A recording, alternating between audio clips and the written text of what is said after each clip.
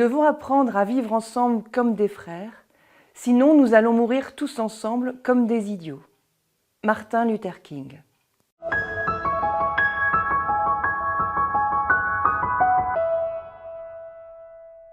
Aristote nous dit que l'homme est un animal politique, mais se pose la question de comment bien vivre ensemble. Une clé pour apprendre le bien vivre ensemble est ce que les Romains appelaient le citoyen du monde. Selon cette notion, l'homme appartient à une humanité une, et c'est cette appartenance qui fonde l'union et la possibilité d'une fraternité, l'appartenance à une même nature, à une même famille. Il y a des différences entre les hommes, des opinions opposées, des modes de vie divergents, mais la notion de citoyen du monde nous invite à nous relier par-delà ces différences. Mais se pose une deuxième question. Comment réussir à vivre de manière concrète cette fraternité? Pour les philosophes antiques, ce n'est pas lié à un système particulier, mais cela se fonde sur un travail intérieur, individuel et conscient pour dépasser ses passions et pouvoir faire place à l'autre.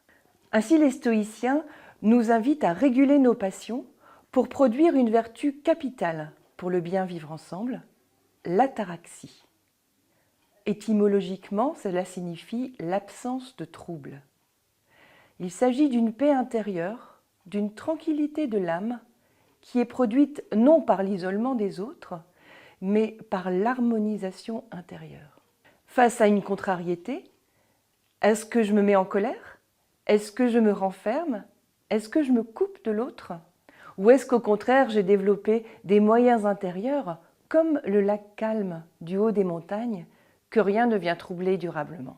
Le citoyen responsable, en produisant de la paix, réussit à faire de la place à l'intérieur de lui pour accueillir les circonstances, pour accueillir l'autre. Ce travail intérieur est un préalable indispensable pour élargir la conscience et accueillir l'autre. Chacun peut alors développer et exprimer sa propre identité, comme dans un orchestre symphonique, où des voix et des instruments différents s'expriment et jouent ensemble, par leur expression, la magie de la partition symphonique, où le tout est largement supérieur à la somme des parties. Pour développer nos moyens intérieurs et nous entraîner à la fraternité consciente, je vous propose un exercice.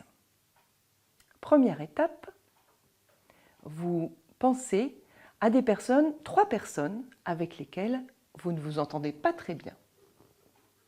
Deuxième étape, vous pensez à quelque chose de bon chez ces personnes.